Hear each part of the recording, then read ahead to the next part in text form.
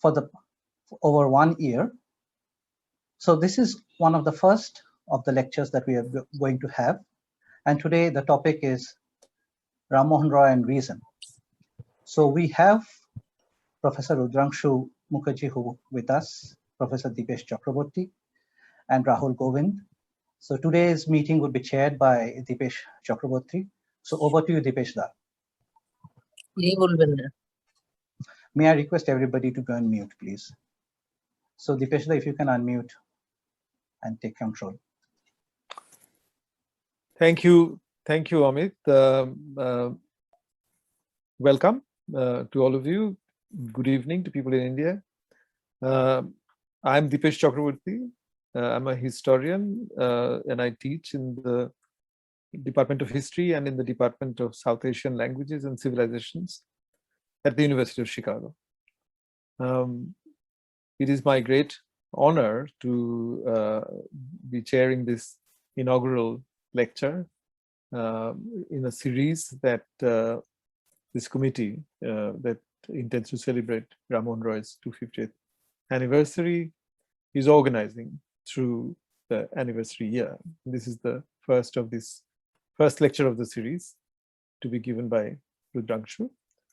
Before I introduce Rudrangshu, which I will do in a little while, it's also sort of pleasure to remember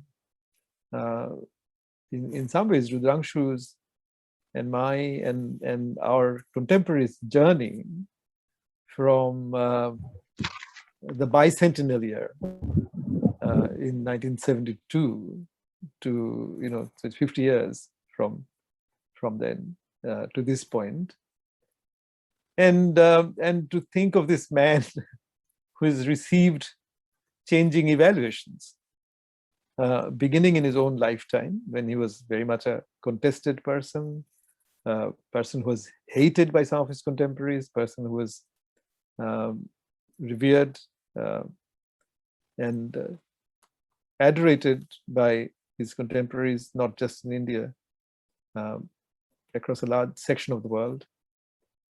A person whom Rabindranath, when they celebrated the centenary year of his death anniversary, and the volume was brought out called The Father of Modern India.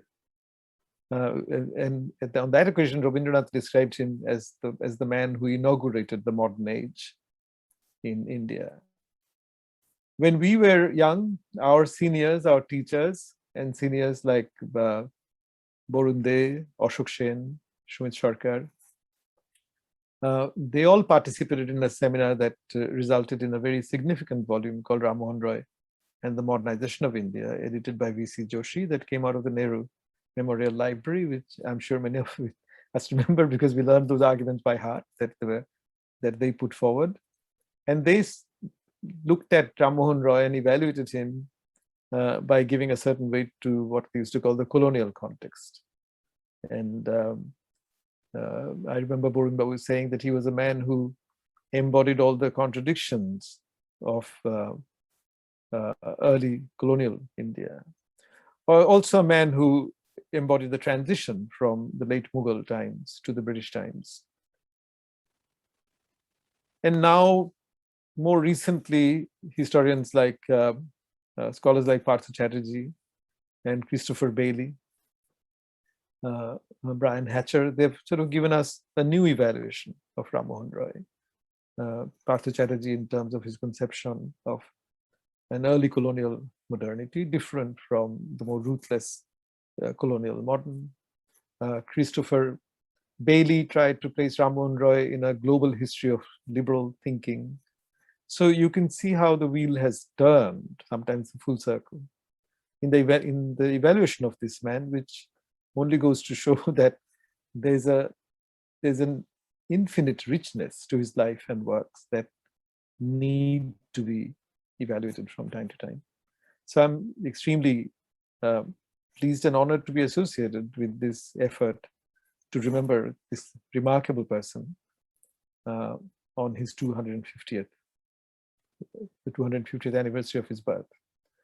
So we've got Rudrangshu Mukherjee, whom I knew as a young student once. We were both young and students when I knew him, who is now currently the Chancellor and a Professor of History at Ashoka University, where he was also the founding Vice Chancellor. He was educated at Calcutta Boys' School, Presidency College, JNU, St. Edmund Hall, Oxford, where he was awarded a DPhil in modern history by the University of Oxford. And he taught history at Calcutta University and held visiting appointments at Princeton, Manchester University, and University of California at Santa Cruz. He was also the editor of the editorial pages of the newspaper The Telegraph. He's the author and editor of a series of publications, at least 12 books, to his credit. I won't read out the names of all of them. They're all significant books. And Rudrangshu is today going to speak about Rammohun Roy and Reason. Welcome, Rudrangshu. Over to you.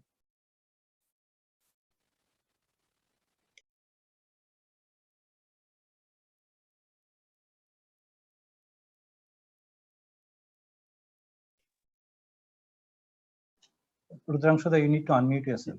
Yeah, you're muted. Thank you, Dipesh. It is indeed a privilege to give this inaugural talk in this series that you just described.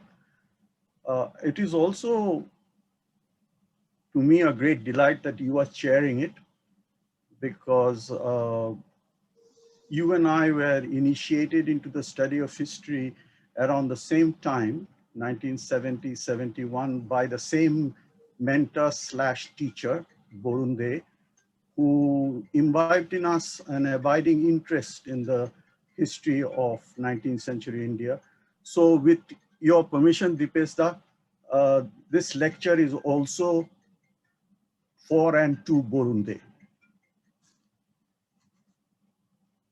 The most convenient starting point to discuss this theme that I've chosen for this evening, Reason and Rammohun Roy, is Rammohun Roy's first published book, 1804, published from Murshidabad, which was called Tuhafat-ul-Muhyiddin. It was written in Persian with a very short introduction in Arabic.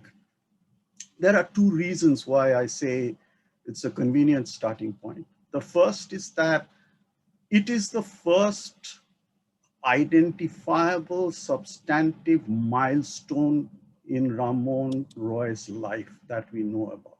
Before that, before 1804, a lot of Rammohun's life is either vague or speculative.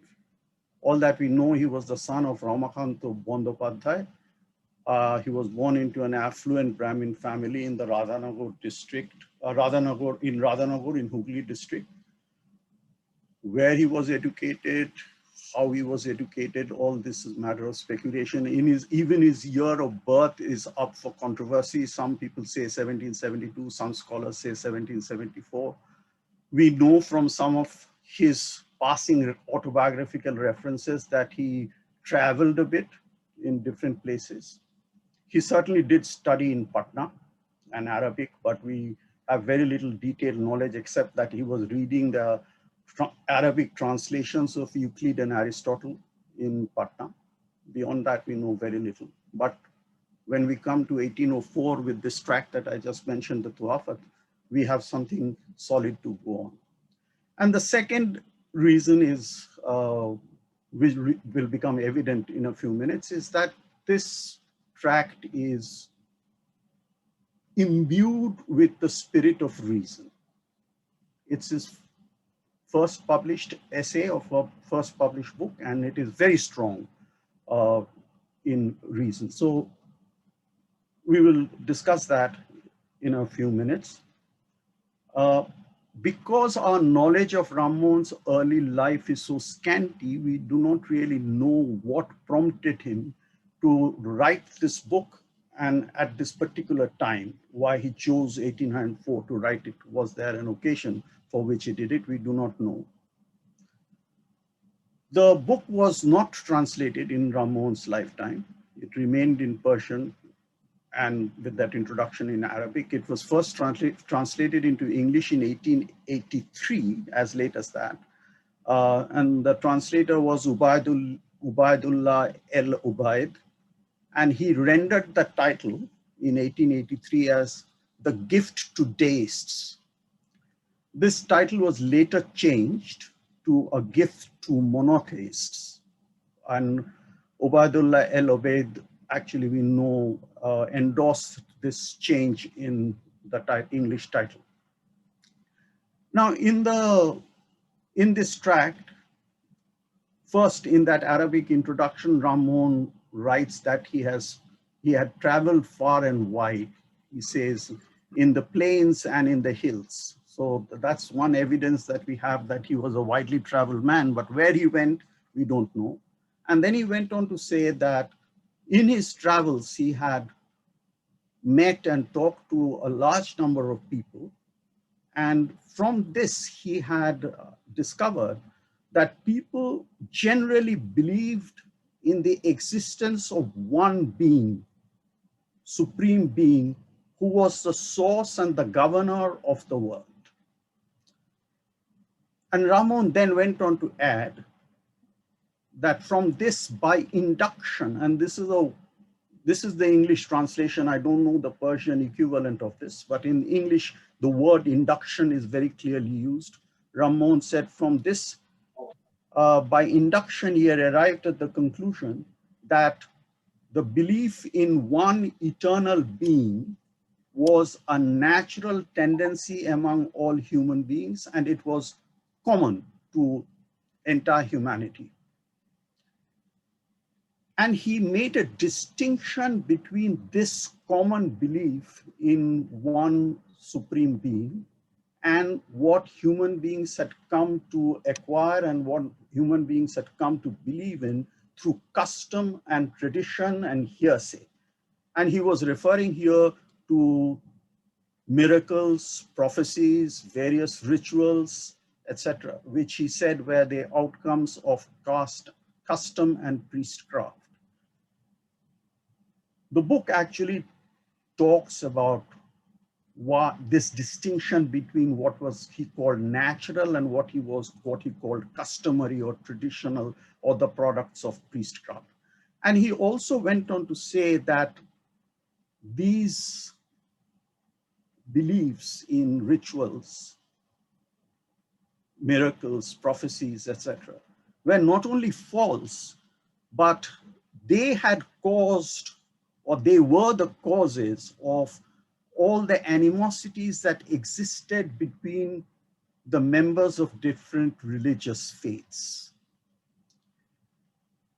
What was true, Rammohun very strongly emphasized, was the belief in one supreme creator.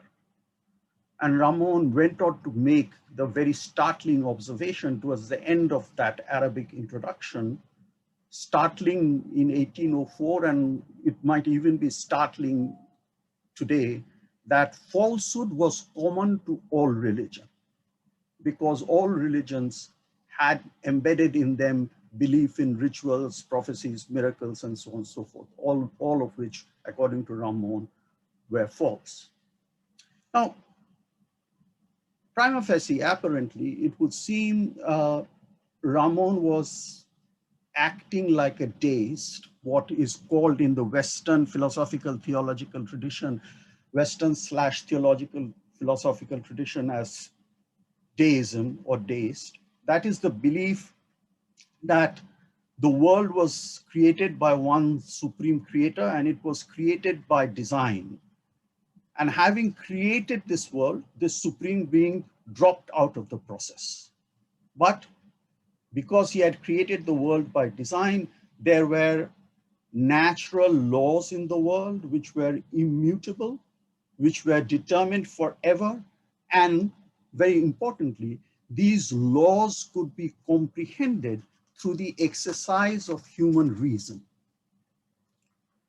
I said apparently, advisedly, because in 1804, Rammohun Roy, in all probability, very strong probability, was not familiar with Western deism, which had emerged in Europe from the second half of the 17th century. He was not familiar with it, and there's no evidence of that familiarity. That's, I think, the more precise way to put it. And also, at this point of time in 1804, he was not that fluent in English to read the relevant texts relating to deism. So the question, the tantalizing question that remains is, where did he derive these ideas that are so similar to the Western ideas of deism? Present day scholarship or recent scholarship argues that he probably derived these ideas from within Islamic philosophy, Islamic logic, Islamic theology, though the specific instances from which specific texts he drew these ideas or derived these ideas, so remains again fragmentary and speculative. So there is hovering over this text what Harold Bloom, in a very telling phrase, called the anxiety of influence. We do not actually know what the influences are. The historian Dipesh has already mentioned him. Chris Bailey has suggested that the ideas of monotheism and rationalism that were there in the Tuhafat were inspired by a strand of North Indian thinking and was similar to the ideas of Sheikh Abdul Rahman Chishti, 1600 to 1680, who was a rationalist and an eclectic thinker. So there was existing in North India in the late 18th and the first 2 decades of the 19th century, a world of Islamic scholarship, a world of scholarship that was still untouched by Anglophone education. Rammohun Roy was a part of this intellectual world, and he was formidably learned in Arabic and Persian.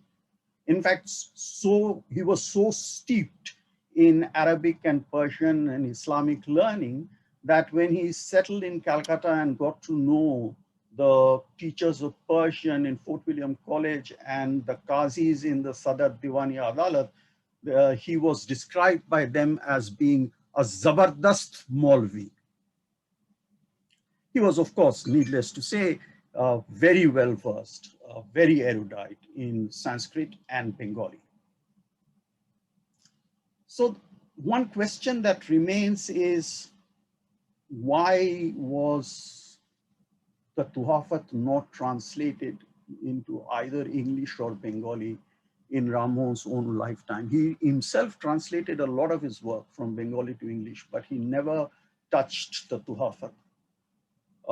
Not only that, Kishori Chand Mitter, a very early biographer of Rammohun Roy, mentions that before he departed for England in 1831, he left very specific instructions that the Tuhafat shouldn't be translated during his own lifetime.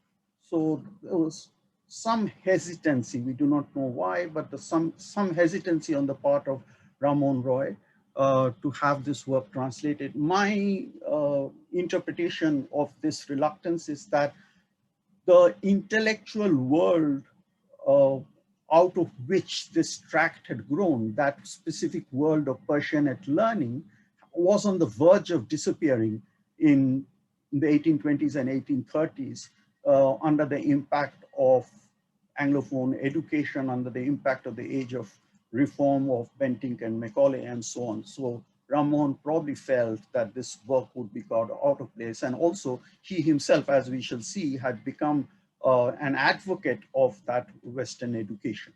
But there is more to this mystery. The Tuhafat mentions, in the Tuhafat, Rammohun mentions that before the Tuhafat, he had also written another work, work written in a dialogic form. It was called, I hope I'm getting the name right, Manaz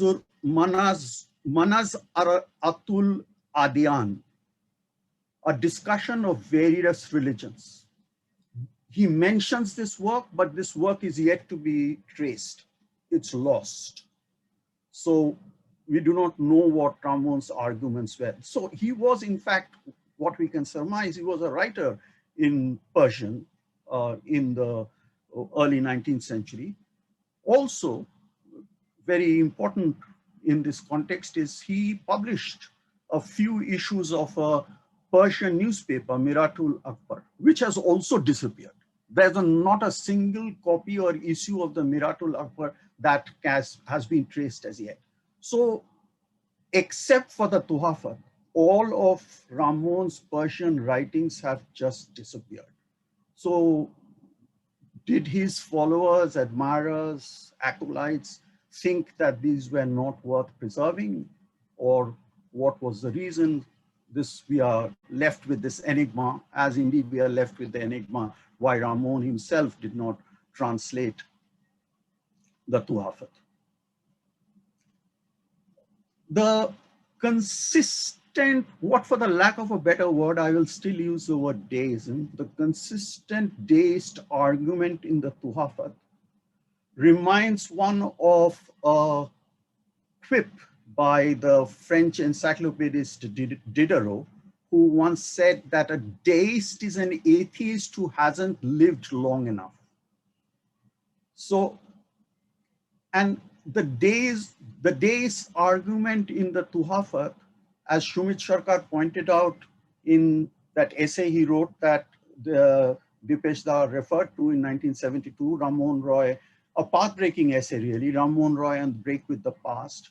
Shumit Sarkar commented that pushed, the arguments of Tuhafat could lead to a complete disavowal of all organized religion. But one should emphasize the fact that Rammohun Roy was not an atheist. Emphatically, he was not an atheist. Right through his life, he never surrendered the belief that there was one supreme creator who had created this world by design. He was steadfast on this belief of his. He was no atheist. And there are two very telling anecdotes regarding this. Not one is a comment, other is an anecdote. He once remarked that it was better to be an idolatrous Hindu than to be an atheist. And secondly, when somebody brought the news to him that a common acquaintance had become an atheist, Rammohun Roy said, "This man will soon become a beast. He is now an atheist, but he'll become a beast." And he also he didn't approve of the atheism of some members of Young Bengal, the followers, students of Derozio. From this Persianate, if I can use the term, Persianate Arabic phase of Rammohun's life, if we come to the next phase of life where we have substantially more information about Rammohun through his writings and his activities, this is when Rammohun comes to live in Calcutta and becomes a champion of Western learning. He's already becoming an admirer of Western learning. In fact, very soon after he settled in Calcutta, somewhere around 1815-16, he wrote to a friend, William Yeats, Y-A-T-E-S, not spelled the same way as the poet. He wrote to William Yeats that he would like to go and study in an English university. Probably he had Oxford, Cambridge, or London in mind. And so therefore, it is not a complete surprise, the kind of education that he advocated when he was a part of the group, but then he had to drop out, that put forward the proposal of an educational institution, which came to be called Hindu College. And in the great letter well-known letter to Lord Amherst in 1823, where he advocated the teaching of mathematics, natural philosophy, chemistry, anatomy, and other useful sciences. So one can see in which direction Rammohun is trying to push pedagogy and education. In this context, it's well worth reading out a very small passage. I'll crave your indulgence. Towards the end of his life, he looked back on this period when he had become an advocate of Western learning and Western education. And he remembered this past, he reminisces on this past in the following terms. From occasionally directing my studies to the subjects, and I'm quoting from Rammohun, from occasionally directing my studies to the subjects and events peculiarly connected with Europe, and from attentive, though partial observation in regard to some of them, I felt impressed. This is being written very late in his life, 1832. I felt impressed with the idea that in Europe, literature was zealously encouraged, knowledge widely diffused, that mechanics was in a state of perfection, and politics in daily progress, that moral duties were on the whole observed with exemplary propriety. So here's an idealization of what is happening in Europe, what is happening in the West and its form of education and the pursuit of knowledge. And Rammohun is trying to replicate that in some ways in Bengal, certainly in Calcutta, and maybe elsewhere in India as well. But equally important, this embracing of Western learning in which reason is embedded. Look at what he's emphasizing: mathematics, natural philosophy, chemistry, anatomy, useful sciences. Equally importantly, in this period, he's emerging as a very, very powerful and major polemicist against Orthodox Hindus. And in all these arguments, polemics that he's making against the Orthodox Hindus, he is making very reasoned arguments. He is basing his arguments on reason. He's also emphasizing his reason no longer for Rammohun is just a series of abstract principles. Reason is something to be deployed in the mode of argumentation. So how Rammohun is arguing is also a demonstration or witness to his rationality. I'll just give two examples of this, or three examples. One is minor, the other two are more important.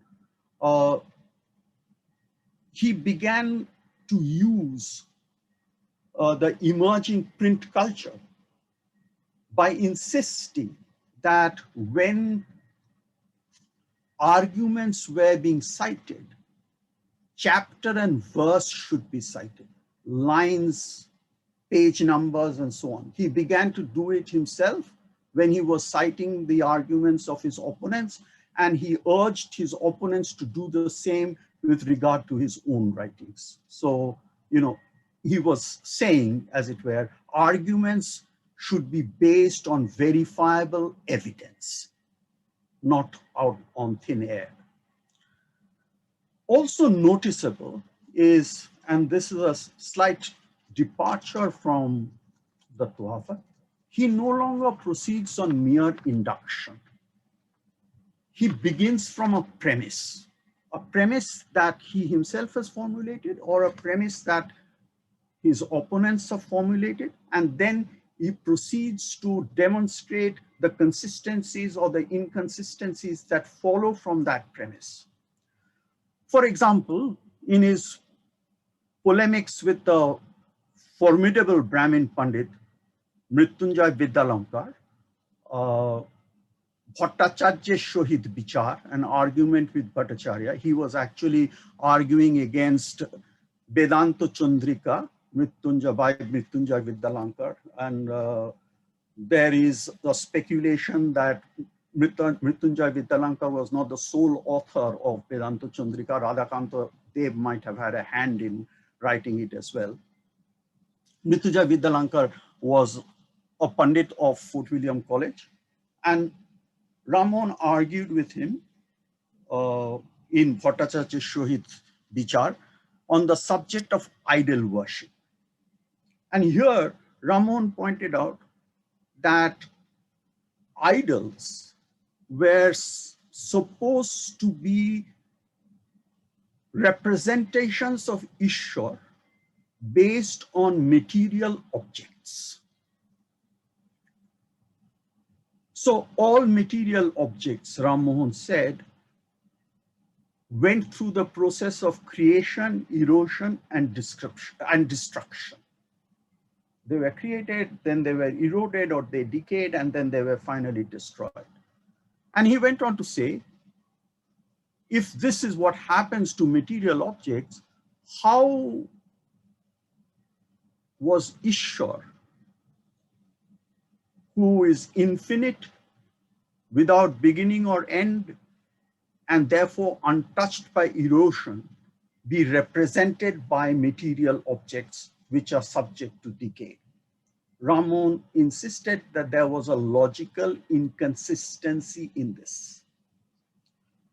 Similarly, in his second tract on sati, the argument with Mrityunjay Vidyalankar was 1817. The second tract on sati is 1819. Again, Rammohun used this similar kind of logical argument following from a particular premise to highlight logical inconsistency, or in what I'm going to cite is one particular logical inconsistency in those who advocated or defended sati. He said that one of the arguments that have been put forward in defense of sati is that women are naturally inferior creatures because they have no understanding of the world and reality. Because they are inferior creatures, when they will be without a husband, without the guidance of a husband, they'll be ruled completely by their passions, and therefore they would be up to all kinds of mischief. So taking this point head on, Rammohun wrote, and again I will read, this is towards the end of the second tract. He wrote, but if you give the subject consideration, we may easily ascertain whether or not your accusation against them is consistent with justice. As to their inferiority in point of understanding, when did you ever afford them a fair opportunity of exhibiting their natural capacity? How then can you accuse them of want of understanding? If instructions in knowledge and wisdom, if after instruction in knowledge and wisdom, a person cannot comprehend or retain what has been taught him, we may consider him as deficient. But as you keep women generally void of education and acquirements, you cannot therefore in justice pronounce on their inferiority. So he's saying this is completely a logical fallacy. You haven't educated your women, and then you are saying they are inferior in their understanding.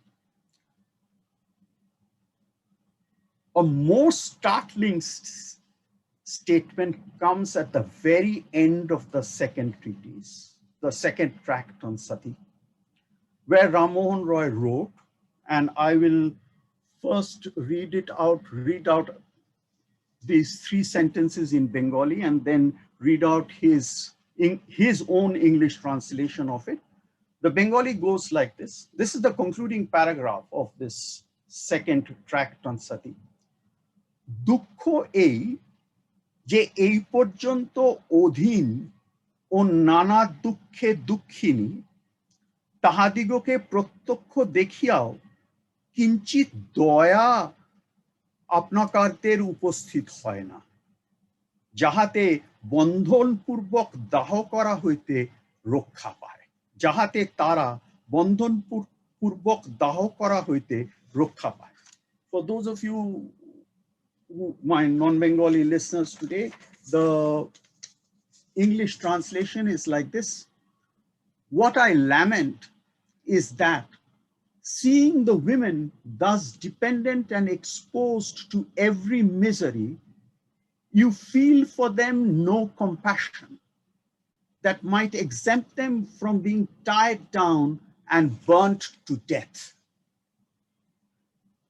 Now, the person who, as far as I know, was the first to draw our attention to the importance of this passage was Ranajit Guha, from whom we have, many of us in this audience have learned a lot of things. In a book written in the background of the Gujarat pogroms of 2002, he wrote a book called Daya, Rammohun Roy o Amader Adhunikata. Daya or compassion, Rammohun Roy and our modernity. And he drew attention to this passage. And he said that there's a shift taking place here in Rammohun's mode of argumentation.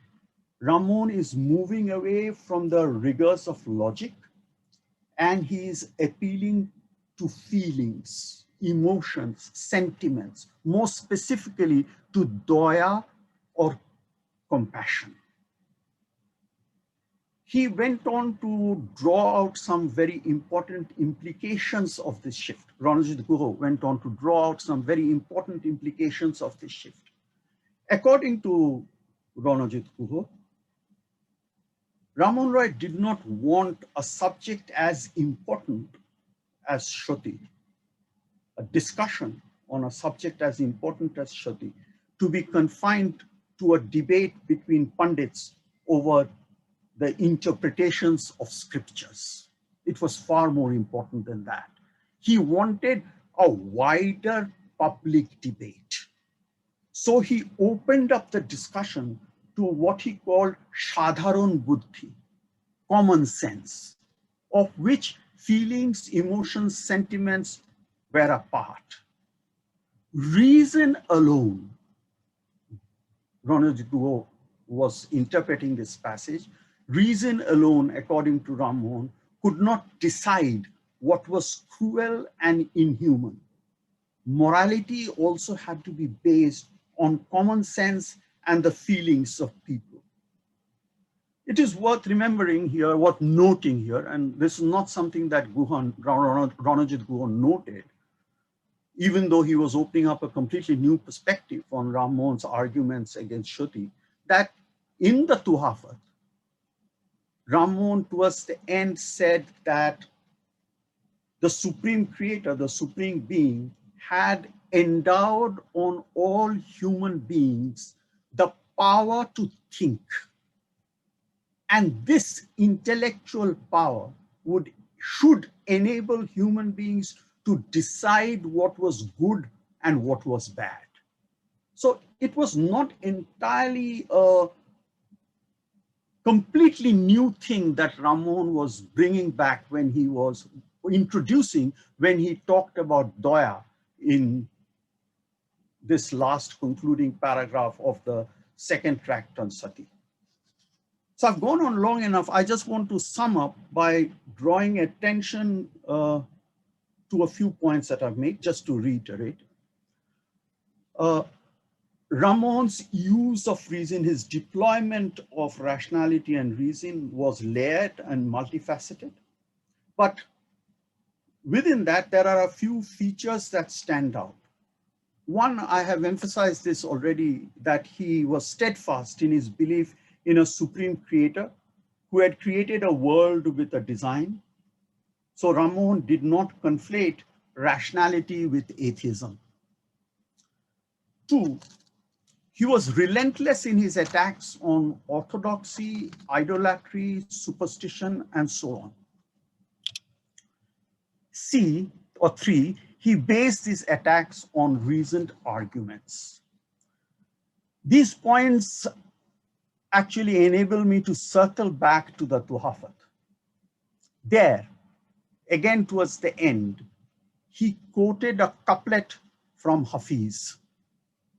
The couplet goes like this: Be not after doing injury to any being, but do whatever you please. For in our way, there is no sin except injuring others.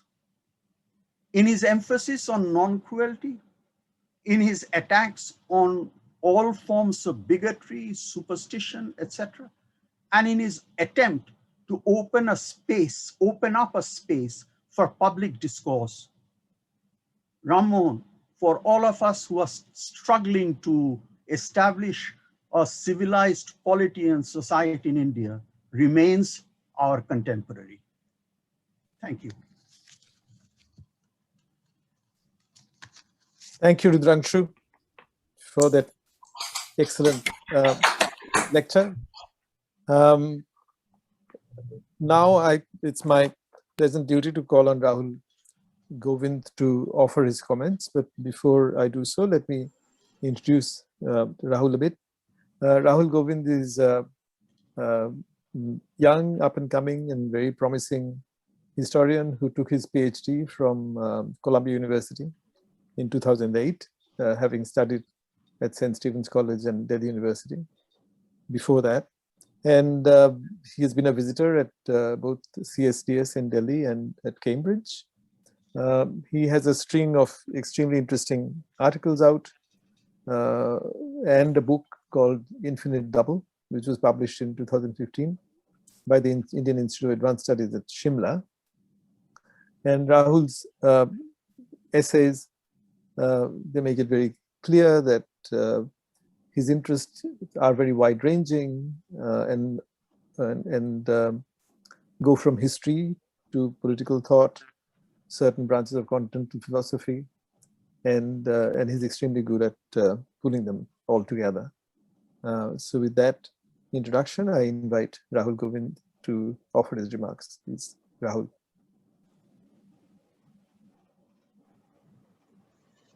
Thank you, Professor Chakrabarty, for that very generous introduction. I'm deeply honored to be part of this occasion. I will be reading from a written text. Professor Mukherjee was kind enough to share with me a set of points that form the basis of his talk. So I'll begin. Thank you, Professor Mukherjee, for that wide-ranging and insightful talk. You have taken us through an entire gamut of ways in which Roy deployed reason, beginning with the Tofat. In his public engagements, you showed us in some detail reason fleshed out in argumentation on crucial and substantial issues such as idolatry and religious ritual. Drawing from Ranajit Guha's late work, you also spoke of the central role of compassion and empathy in the constitution of the public discursive space, even though I think you also very convincingly showed us how one could read the Tofat as offering the beginnings of an alternative interpretation. You have clearly established, therefore, that in several ways, both in the use of reason as well as the substantive content of his arguments, Roy remains very much our contemporary. From this set of issues that have been brought to the table by Professor Mukherjee, I wish to focus and dwell on a couple of interrelated themes, drawing also on a recently published essay of mine. That is the relationship between religion and reason, and the relationship between reason and the public. There is a view that reason and religion are, if not antithetical, not entirely compatible. Reflecting such a position, which views reason as a liberation from religion, in historical and conceptual terms, there has developed a certain ambiguity about Rammohun Roy's later and better known writings. Not merely his involvement in scriptural interpretation, but his undeniable affirmation of a supreme being as a kind of regulator of the universe. And thus there has developed a seeming consensus on the pure rationalism of his first work, the Tofat, and the retreat from such militant rationalism later in life. I think Professor Mukherjee's lecture today showed us some ways in which we can try to move away from this position. And it is that that I hope to dwell on. As we know, however, the problem with such a position, the idea of the militant rationalism in the early Tufut that Rammohun Roy recedes from later in life, the problem is that, as Professor Mukherjee had also spoken about, that the Tufut too affirms the supreme being as the regulator of the universe. And such an idea is explicitly linked to an innate faculty of mankind. Rather than read this too as being in some ways contaminated by religion, perhaps one can use this textual fact as a springboard to reflect on the relationship between reason and religion. From Plato to the Stoics to Christian scholasticism, as well as the various Indic intellectual traditions, such as the Nayakas, the Buddhists, the Vedantas, and the Mimamsikas, right down to Kant and Hegel, we see the form of a certain kind of debate. I unfortunately am completely ignorant about the Islamic tradition, and so I will not be able to comment on that.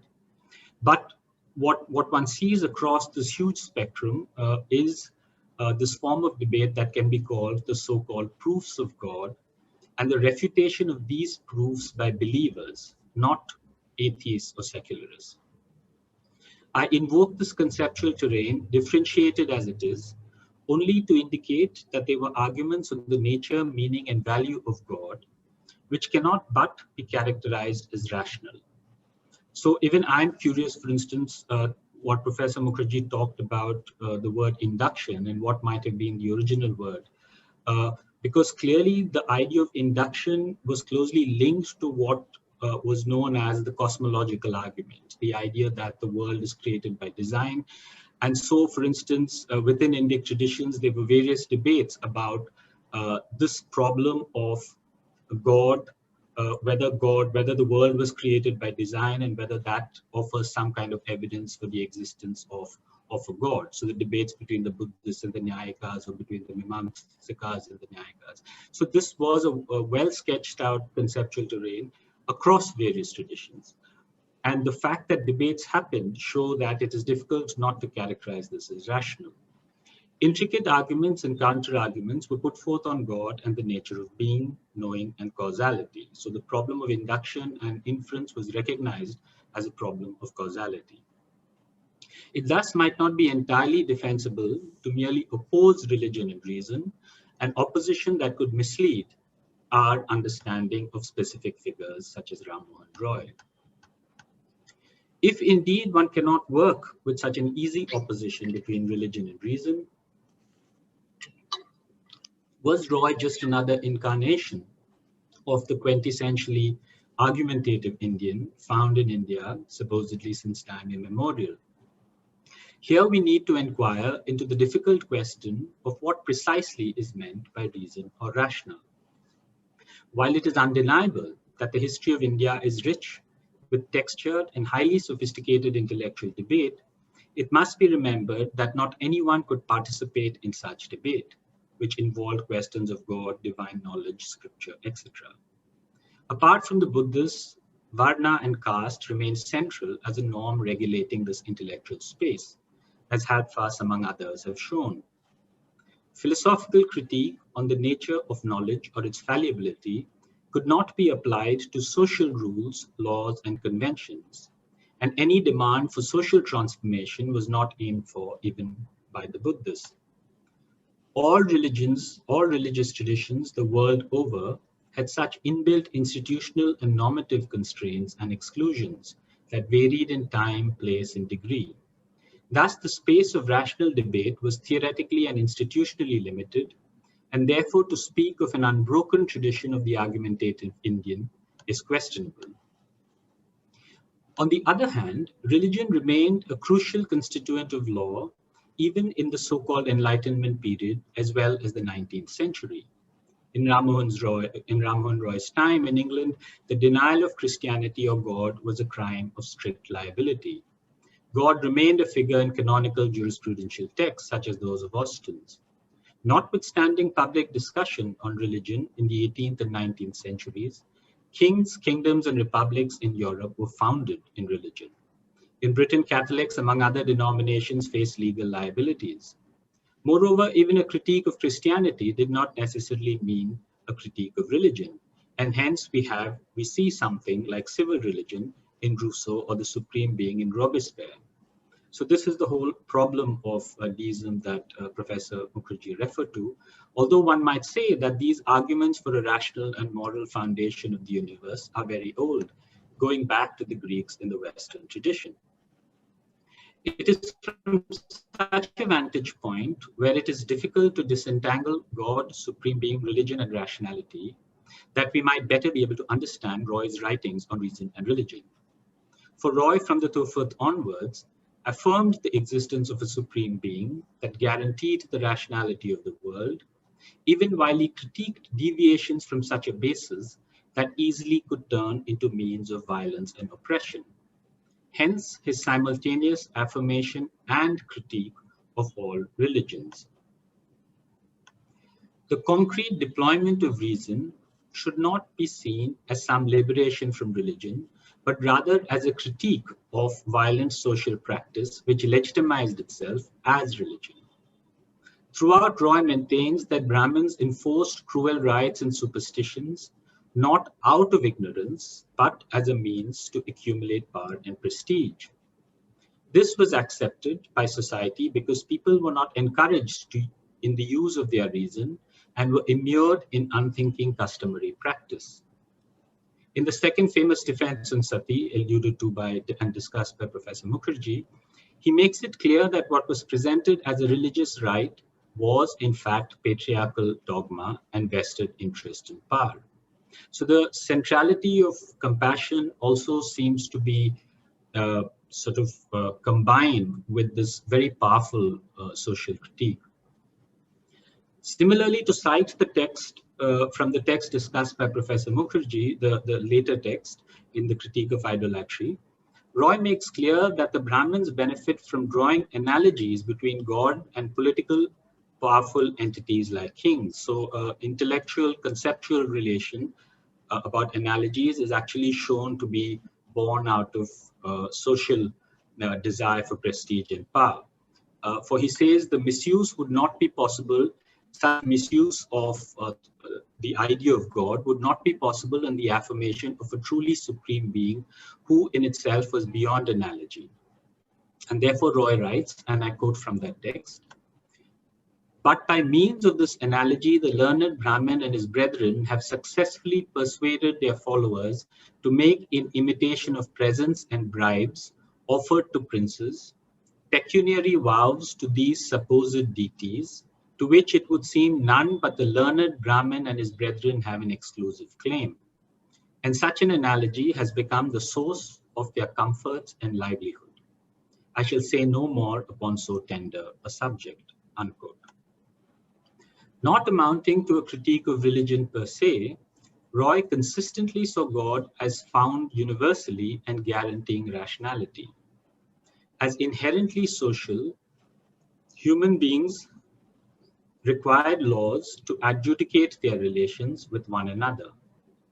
It is in such a context that inequalities may arise, and the legitimation and expression of such inequalities might take the form of customs and religious rites. The only challenge to this was the cultivation and use of reason to break through the unreflexive adherence to practices, thereby constituting a genuinely common world. Thus, what precisely constitutes religion has to be established and defended rationally. Roy's deep knowledge allowed him to use specific arguments from the tradition, such as the Sankhya and Vedanta critique of the fleeting nature of even heavenly pleasures in the debate on sati, but he transforms these arguments into a weapon of social critique in the public space and medium of print. This is something that would have been unimaginable to the tradition. Here, arguments and counter-arguments could take on specific issues and laws that directly affected and reflected society. This public is theoretically open in the medium of print, whatsoever the practical constraints.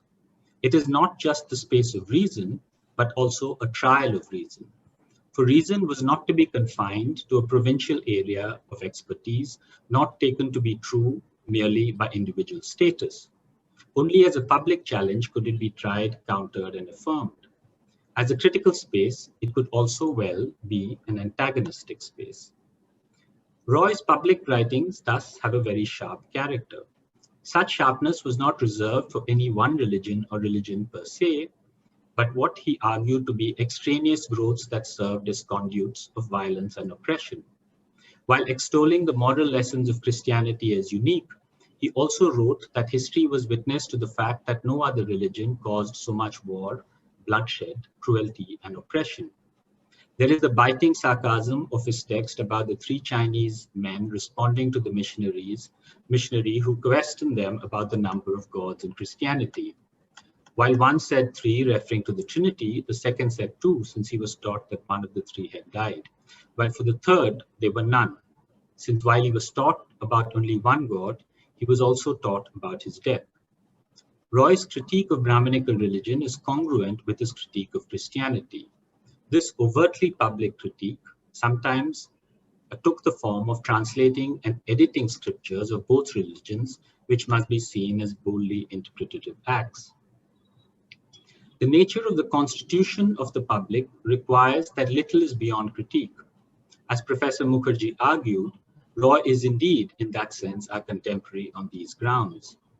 We are all aware that criticism of what is construed as religion can be criminalized today by what the police and the judges construe as hurting religious sentiment. The mere rational discussion on religion or persuading one to convert through argument today may legally be construed as criminal under the name of inducement or allurement. Analogously, the question of what constitutes religion and how does religious freedom square with normative values such as gender justice remain a fraught terrain. Yet for all the importance of reason in the public, Roy certainly does not critique British power as such, even while his critique of the East India Company policies is unmistakable. Apart from numerous writings, there is the important case of the Mughal ruler, Akbar Shah II, who he represented as an envoy indicting the East India Company for breach of contract and reneging of treaties. Thus, he felt it his right to critique the company as a form of local government, even though he reposed faith in King in Council and the Board of Control in London. And so the public, in the sense outlined, is certainly not at all the same thing as a democracy. And the history between the two is too complex and intricate to enter into today. Notwithstanding which, it appears that the value of such a conception of a public might require protection, nourishment, and defense, even in formally democratic setups. In conclusion, one might return to the question of how one is to look at religion, reason, and the public, the main issue that is being discussed today. Roy may, in a sense, be called the first or an early comparativist of religions and cultures. Few in the world seem to have such a public, critical, and comparative take on such diverse religions in his time. But he was not a comparativist in the sense of comparing two cultures as a priori and discrete. Rather, through detailed argumentation, he was able to dialectically argue for the truth and falsities of both. His critique of traditional intellectual debate and his public argumentation on scripture took him beyond the pale of his cultural inheritance. Nor was his critique colored and corrupted by the parochial apologetics or nostalgia which became a dominant feature, still haunting us from Dayanand Saraswati onwards, where everything of value is seen as anticipated by our ancient past. On the other hand, his intense engagement with Christianity saw in it not an alien other, but much like Hinduism, a complex, tangled existence from which elements of value and violence had to be carefully discerned and accordingly transformed. It is in this powerful articulation of the scope of the nexus, that is reason, universality, and the public, that Roy sheds light on his time as much as ours. This might be one way to respond to and take up for further discussion the several lines of inquiry in Professor Mukherjee's rich exposition.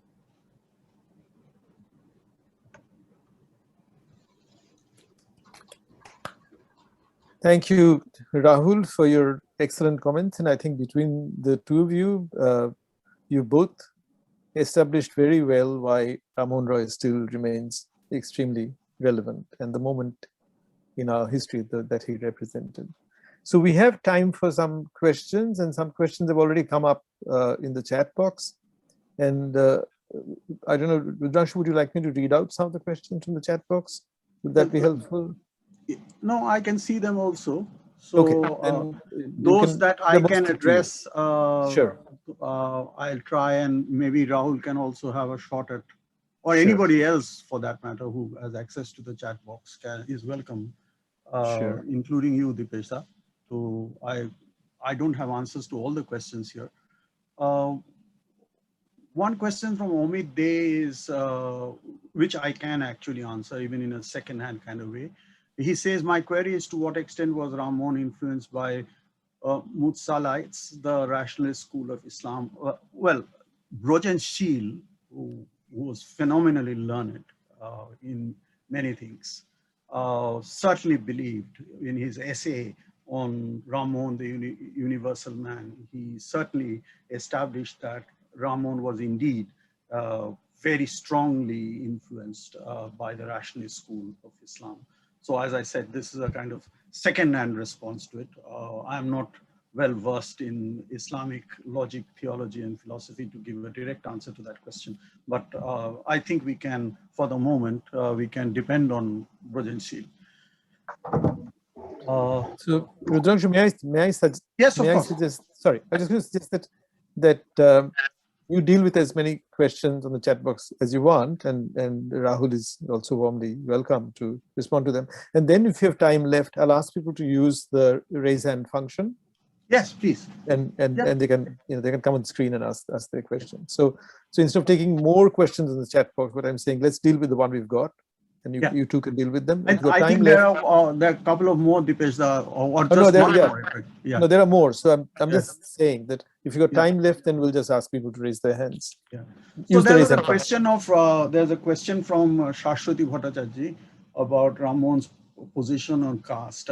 This is really very ambiguous because in his personal and private life, Rammohun did not abandon any of his caste markers. He wore his sacred thread. There is the story, trifle unverified, that he even took a Brahmin cook to England when he traveled to England. Also, there are not that many tracts that he wrote that were directly addressing the question of caste. Idolatry, Brahmin orthodoxy, these were the principal targets of his polemics. So I don't know if that answers the question. If Rahul can come in on this, he's most welcome. Rahul, would you like to? Yes, I mean, I think exactly as Professor Mukherjee says, there is a clear ambiguity. But I mean, I remember one instance in the Precepts of Jesus where when he's praising Christianity, he actually, when he praises the sort of moral principles of Christianity, he actually underlines that one of the reasons for why he's praising it is because they don't have caste. So, that is at least one instance. And so absolutely, the ambiguity is there because of his own personal practices might have would have conformed to these, conformed in this way. But I still think that in some ways he was also breaking, I mean, by the very act of translating scripture, by making scripture available to a public. So in an indirect sense, if not in a direct sense, I mean, I think there was certainly a kind of move away from the traditional forms of debate that might have existed. There's a very interesting anecdote where Rammohun Roy is eating, and Dwarkanath Thakur, who was a very close personal friend and associate, is actually present. And Rammohun turns to Dwarkanath and says, "Brother, look, I'm accused of eating beef, but actually I'm eating only, as you can see, I'm only eating yogurt and rice, doi and bhat." So I think, Dipesh, we could open it up and... Yeah, look, so again, to remind people, if you go to the reactions button, you will find the raise hand icon, and you just have to click on that to have yourself up on the screen so I can identify you. We have an old hand, Tonika, at Rammohun Roy with a question, and old hand, old friend, a comrade. And then we have Moidul, I think, who also wants to ask a question. Yeah, Tonika, please go ahead. Unmute yourself. Yeah. I have. Can you hear me? Yes, of course. Yeah. Okay, thank you both for excellent presentations from which I learned a lot. I have two queries to put to Rudrangshu. One is, why are we so obsessed with the question of influence?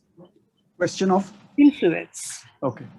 Okay, I mean, even if he imbibed a lot from diverse traditions, he made something that was quite unprecedented out of that. But when we come to Rammohun, all we are thinking of, especially his religious thinking, where does it come from? Where does he derive it from? And the newness of it somehow escapes us. Second, I really liked your extensive references to the second treatise, which I have also used a lot. It is, Rammohun had to abide by the framework of personal laws and offer scriptural arguments. But at this point, he just leaps out of that scholastic domain to talk about what, and this is my point of difference also from the notion of daya that Ranajit Guha uses so eloquently, and Rabindranath talking about Vidyasagar also uses very, very extensively. He says what men have done to women. For the first time in our history, a man is saying, my God, what have we done to our women over centuries, over the ages? And I would call it not daya so much as an unprecedented and novel male guilt, and a strong notion of natural justice. I'd like your reaction to that. And about Rahul, I'm glad you pointed out the... Tonika, may I respond to these two? Otherwise, and then you can go on to Rahul. I mean, that might be an easier way to do it. So yes, not only male guilt, you know much better than I do that in this track that we are talking about, the second tract on Sati, Rammohun actually uses the word murder for Sati. Killing and murder. He says this is murder. He never used the word immolation. Always. He said murder. So I think you are spot on there. Absolutely. And for the first question, I'm not trying to in any way diminish the newness of what Rammohun is trying to do or what Rammohun is arguing. But again, you know this much better than I do, that in the reading of any text of any kind, as historians, we are trained to look at contexts, intellectual influences, and so on. That is where I'm coming from, not to diminish the novelty of Rammohun's argument. It is just an old historian's craft practice. Sure, thank you. And a small point to Rahul, I'm very glad that you pointed out the inherent limits of the argumentative Indian. And about caste, Rammohun there was some controversy about Rammohun's, and you pointed out the fact about print making a great deal of difference. I would add to it vernacular, the use of vernacular prose in making sacred, locked up religious texts accessible to whoever could read Bengali, which meant a much, much wider multicast readership. And there was some controversy about it. Must Shudras be given access to the sacred texts, which are not meant for their ears and eyes? And he himself hesitated at first. And then he said, no, reason is universal, it's God-given, and they should be made public.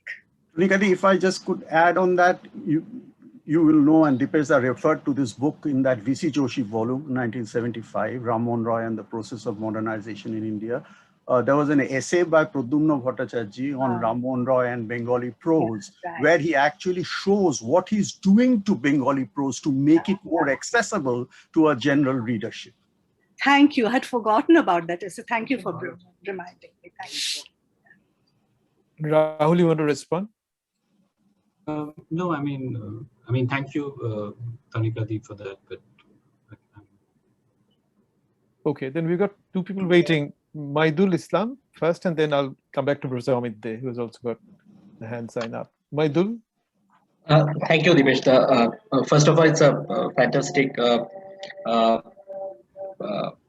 seminar, and it's a Sunday in a lockdown in the middle of Calcutta. It's really nice to be here, and thanks Rahul for all the comments we have known since 2013 Shimla days.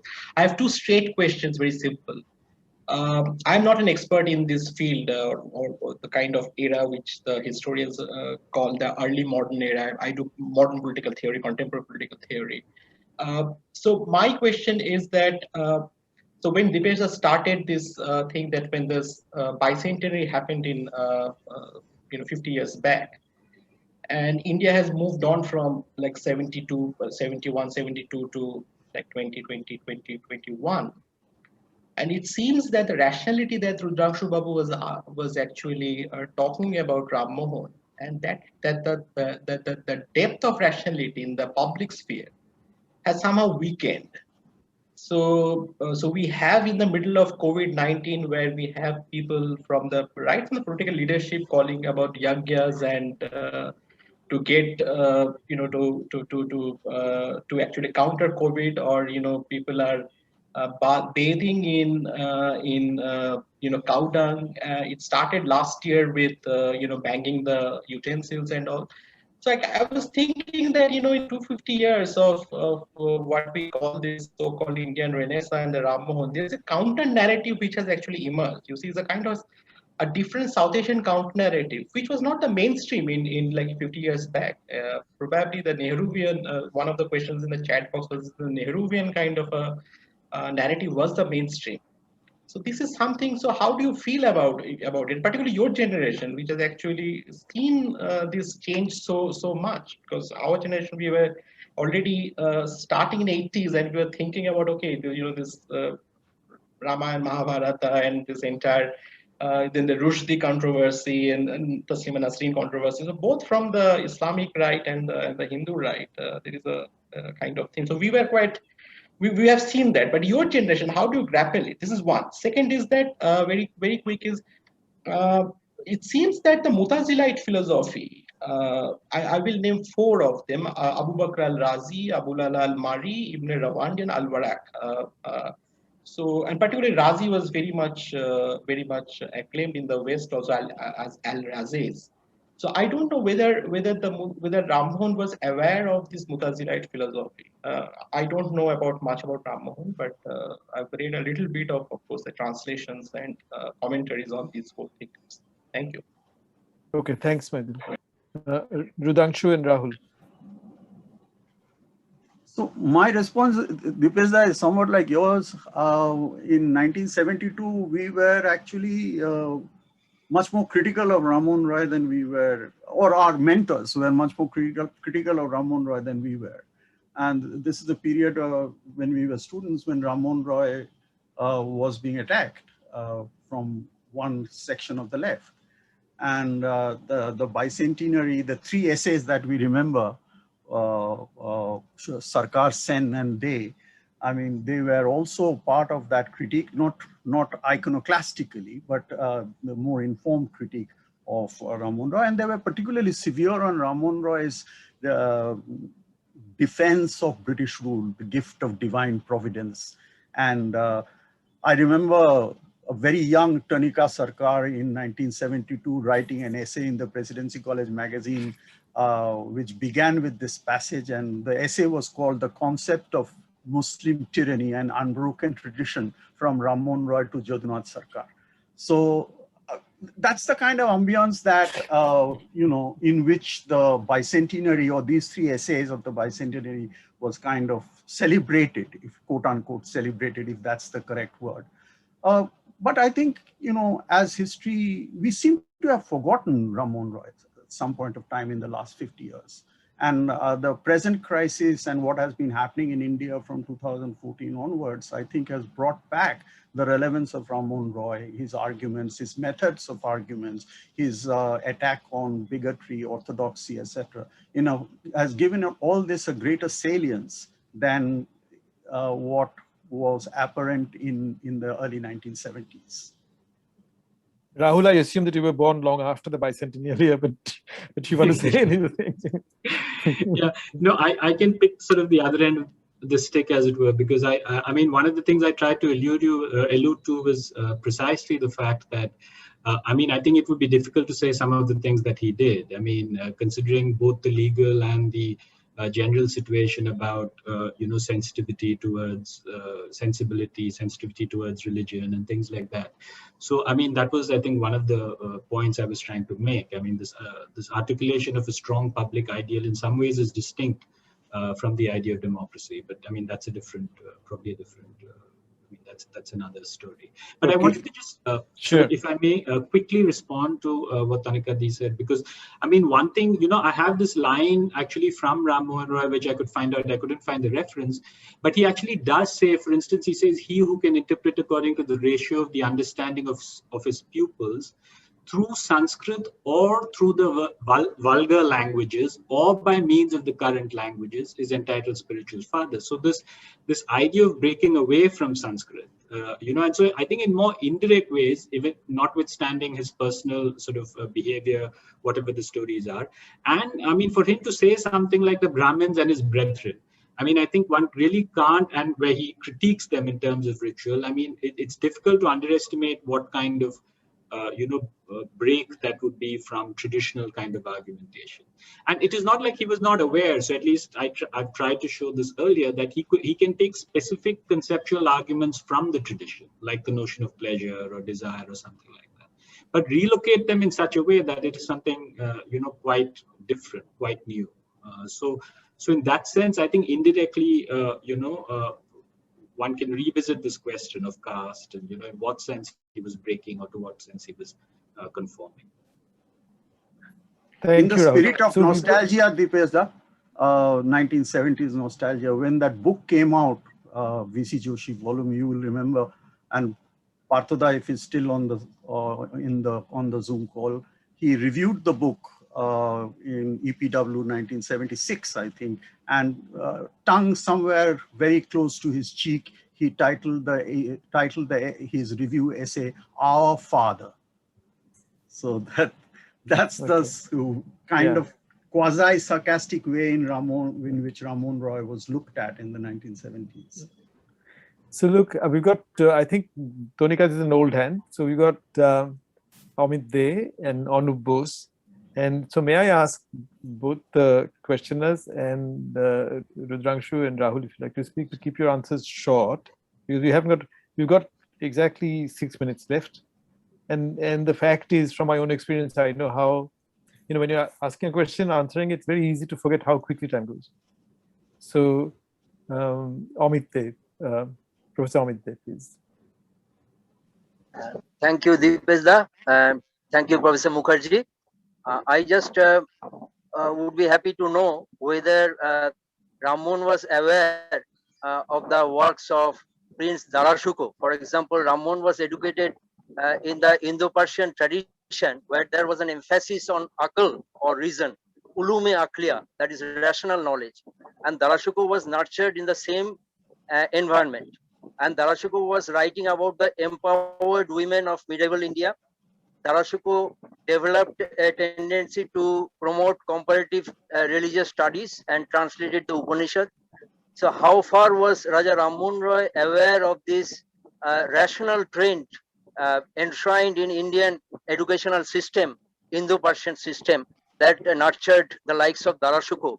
So can we properly understand the likes of Rammohun if we distance him from the likes of Darashuko? This is my query, Professor Mukherjee. So I don't think we are distancing him.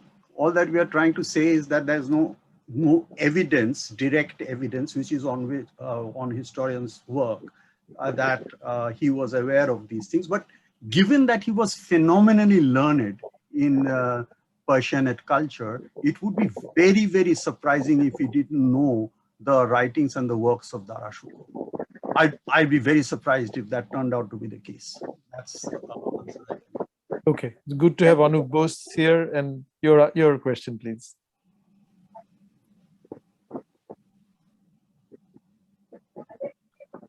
I think you have to unmute yourself.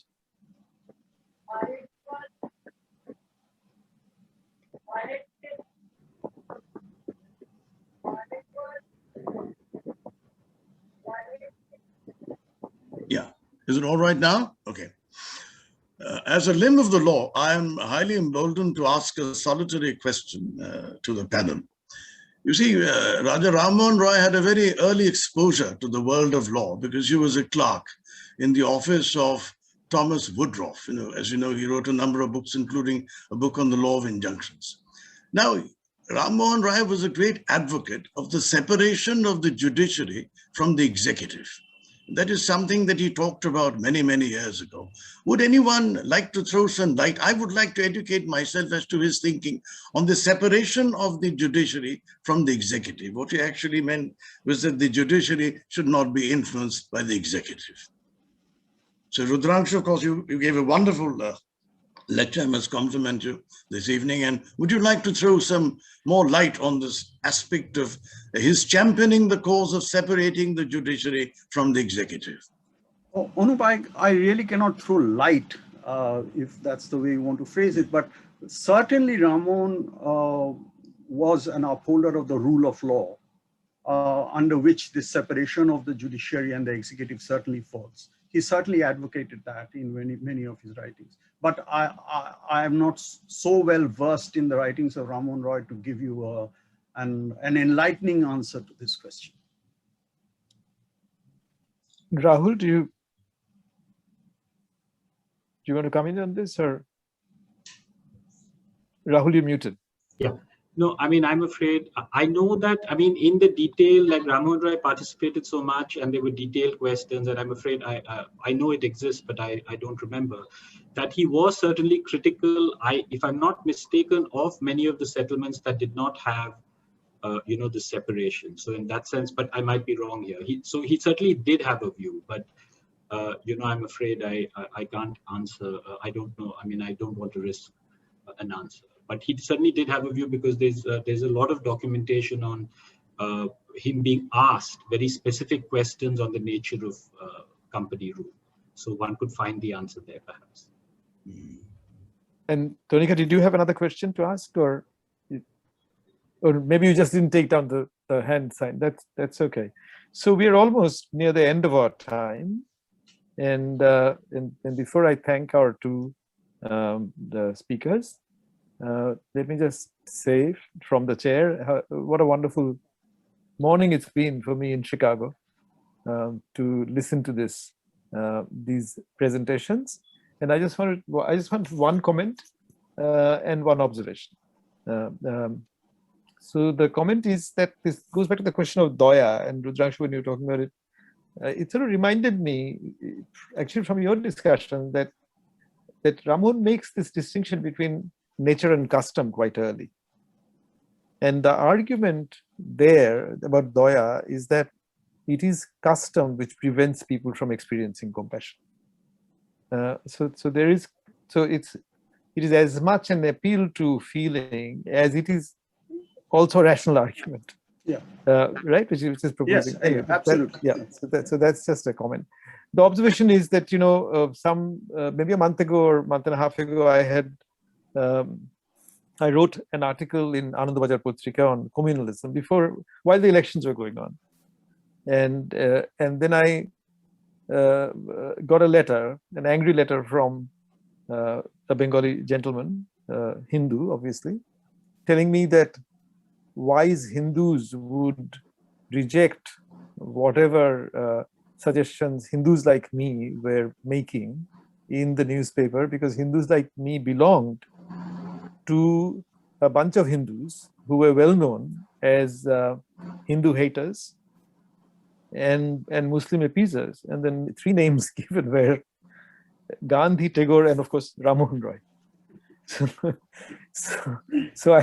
It just shows how relevant Rammohun Roy remains, either as somebody you want to, whose values you want to uphold and discuss, or as somebody you want to denounce in terms of today's politics, as Moidul was referring to. But look, all that said, this has been a wonderful, wonderful session. Great start to the lecture series. Thank you, first of all, to Amit and his committee for organizing it. Thank you for our 2 speakers for participating in it. And thank you for this wonderful audience to have mustered in such good and impressive numbers and to have participated and asked your questions of the speakers. Thank you very much. And like everybody else, I will go to my reactions button and click the clap function. Thank you, Dipesh. Thank you, Dipesh. So just as all of us are here, just to let you know that we are having another session next month in June, and where we plan to inaugurate formally the reprinted version of Tufatul Muwahhideen. This will be printed in Persian, in Bengali, as well as in English. It will be a joint action between Sadharan Brahmo Samaj and Rammohun Memorial Museum. We were planning to bring this out yesterday, but obviously the current situation doesn't permit us to have the book made ready. So we would request Professor Rudrangshu Mukherjee, who has kindly accepted and given us the forward for this book. This book will be sent to you, sir, and you'll have to inaugurate it in the next session virtually. Becoming a professional inaugurator. So that's okay, thank you. So that's so everybody stay. Yeah. Amit, thank you, and everybody stay well and stay safe. And goodbye from myself in Chicago. Yeah. See you before long. Another event. Bye bye. Thank you. Bye. Thank you, Dipesh. Bye bye. Thanks, Rudrangshu. All of you have a nice day. Bye. Thank you. Thank you. Thank you. Bye.